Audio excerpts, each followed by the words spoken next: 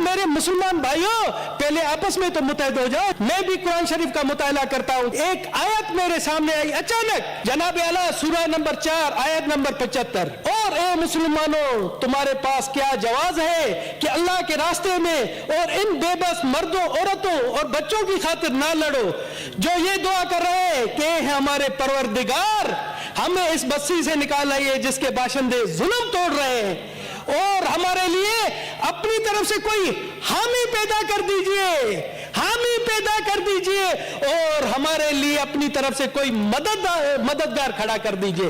سر غیر مسلم ہو کر مجھے جب یہ آیت آتی ہے مجھے شرم آ رہی ہے کہ ہم یہاں پر صرف قراردادیز ایئر کنڈیشن ماحول میں گرم ماحول میں بیٹھ کر رہے ہیں, کچھ عملی طور پر کوئی کام نہیں کر رہے. مجھے کسی عالم نے کہا کہ اسلام میں ہے کہ اگر کہیں ظلم ہو رہا ہے تو ظلم کے خلاف آپ لڑو, آپ لڑ نہیں سکتے ہو تو اس کے خلاف بولو, آپ بولے نہیں سکتے ہو تو اس کے خلاف دل میں مذمت کرو.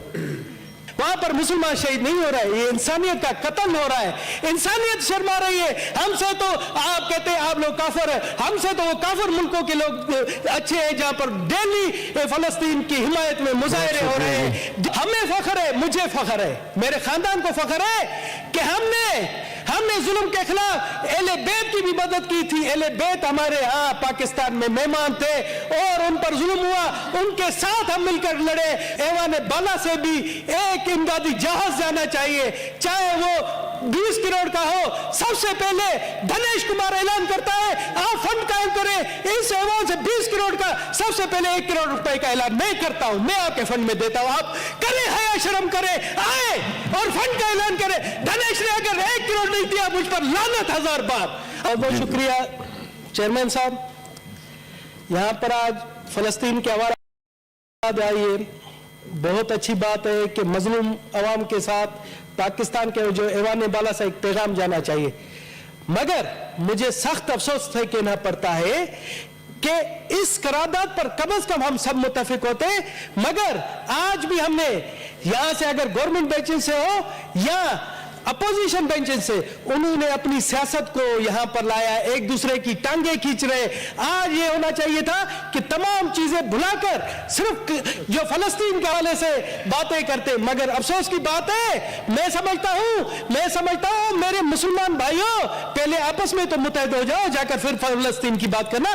آپ لوگ تو ادھر ہی ایک دوسرے کی ٹانگیں کھینچ رہے ہو, ایک دوسرے کے اوپر الزامات لگا رہے ہو, وہ اس پر الزامات لگا رہے ہیں, ان پر الزامات لگا رہے ہیں. کسی بات پر تو متفق ہو جاؤ.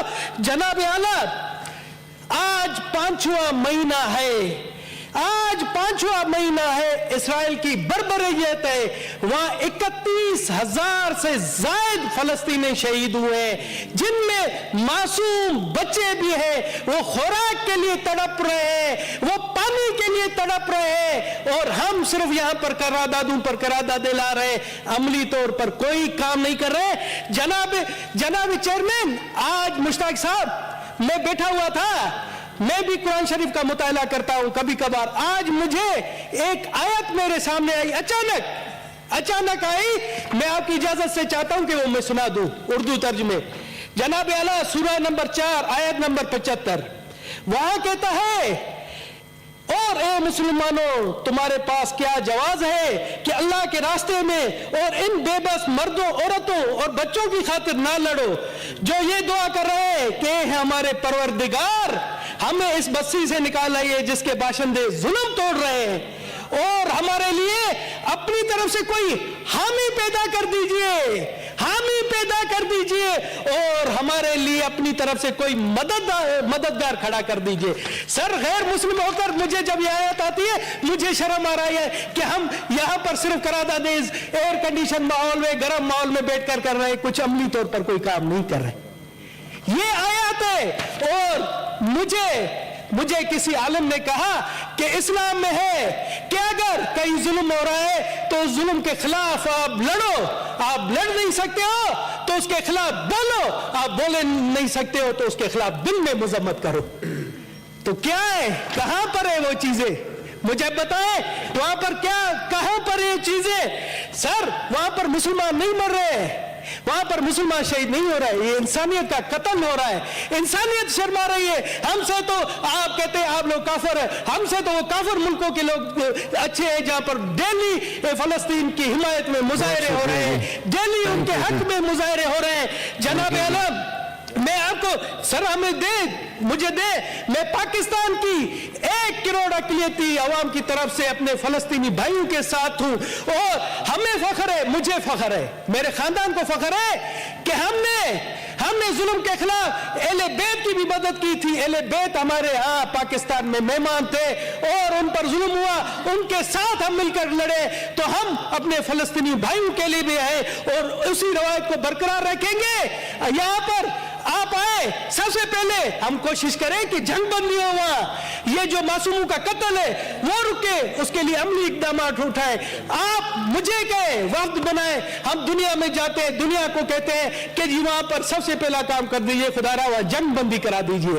दूसरी तजवीज है कि वहां फलस्तीन के अवाम को पाकिस्तान के वहां से 4 जहाज तो गए, मगर मैं कहता हूं कि इस ऐवान बाला से भी एक इमदादी जहाज जाना चाहिए, चाहे वो 20 करोड़ का हो। सबसे पहले धनेश कुमार ऐलान करता है आप फंड कायम करें, इस ऐवान से 20 करोड़ का सबसे पहले 1 करोड़ रुपए का ऐलान मैं करता हूं, मैं आपके फंड में देता हूं, आप करें, हया शर्म करें, आए और फंड का ऐलान करें। धनेश ने अगर 1 करोड़ नहीं दिया मुझ पर लानत 1000 बार, आप 20 करोड़ रुपए का करें, आप करें, इधर से हम जाएंगे और इमदाद अपने फलस्तीनी भाइयों को पहुंचाएंगे, अद्वियात पहुंचाएंगे, उनके लिए पानी राशन पहुंचाएंगे, आप करें, ऐलान करें।